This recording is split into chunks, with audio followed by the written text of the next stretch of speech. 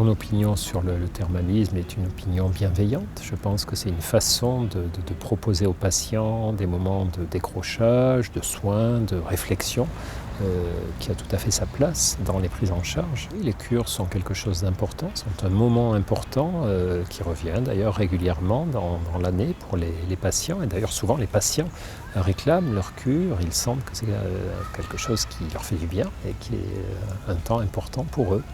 Pour moi, le thermalisme est une médecine douce, mais pas douce au sens inopérante ou diluée ou légère, mais douce au sens où finalement elle permet aux patients de s'installer doucement dans un processus de soins d'eux-mêmes, de guérison, une fois de plus de réflexion sur leur façon de vivre. Lors d'une cure thermale, finalement, on s'aperçoit des bienfaits du calme, de la lenteur, de la réflexion sur soi et on peut au fond se dire mais si je faisais ça toute l'année.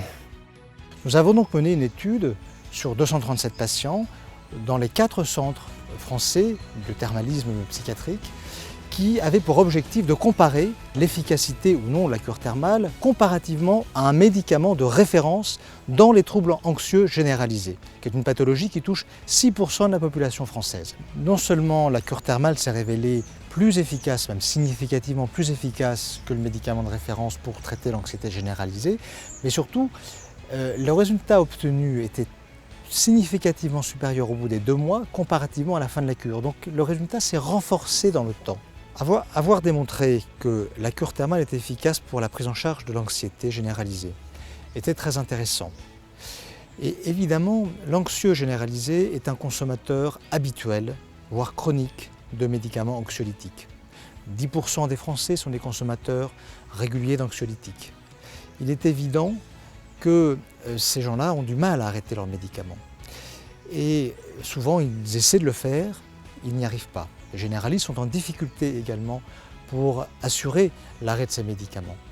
Il est important pour ces gens-là d'avoir un lieu, d'avoir des circonstances qui leur permettent l'arrêt de ces médicaments. Donc on a mis en place un protocole de prise en charge de ces patients anxieux, consommateurs réguliers de médicaments, qui souhaitent arrêter leur consommation médicamenteuse. Peut-être que la cure thermale est un lieu tout à fait adapté pour résoudre ce problème de santé publique. L'étude SPECT, c'est une étude visant à évaluer l'intérêt de la balnéothérapie et un problème de psychoéducation dans le sevrage en benzodiazépine. C'est une étude de cohorte qui a été réalisée dans 4 centres de balnéothérapie et qui a porté sur 70 patients et qui a montré des résultats particulièrement encourageants dans l'aide au sevrage puisque si l'on regarde les quantités globales de médicaments consommés par ces patients à 6 mois en comparaison au début de l'étude, il y a une baisse de 75% des médicaments qui est notée et plus de 42% des patients ont arrêté définitivement les benzodiazépines, même à 6 mois. Alors pour moi, les 4 points essentiels de la prise en charge du sevrage en station thermale, c'est premièrement les soins de balnéothérapie qui vont permettre aux patients de faire l'expérience de la détente. Deuxième aspect, c'est le suivi médical et pluridisciplinaire qu'on peut retrouver dans une station thermale, le médecin, les infirmières, les kinés, les psychologues. Troisième point, c'est la possibilité de faire des petits groupes de psychoéducation pour permettre aux patients de comprendre les aspects négatifs de la surconsommation sur une longue période des benzodiazépines. Et puis, quatrième point, c'est la relaxation. On va apprendre aux patients à se relaxer avec différentes méthodes.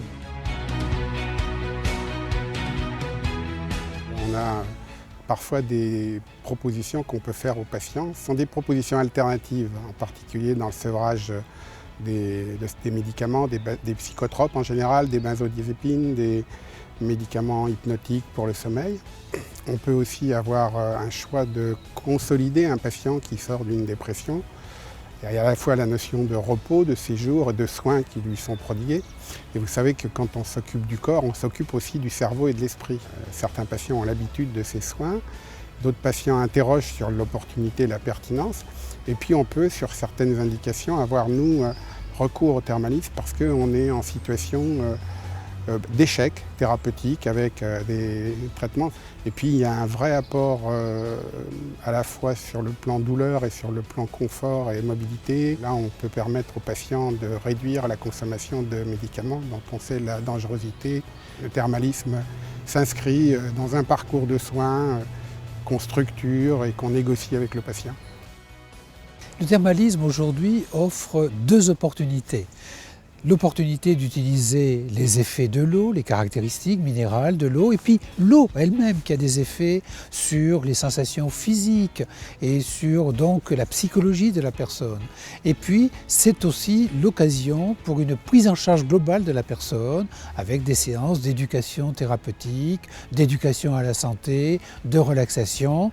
Donc c'est une médecine tout à fait complémentaire de la médecine hospitalière, universitaire. Et de surcroît, en psychiatrie, le thermalisme a démontré sa pertinence puisque l'efficacité a été parfaitement prouvée par des études méthodologiquement bien faites.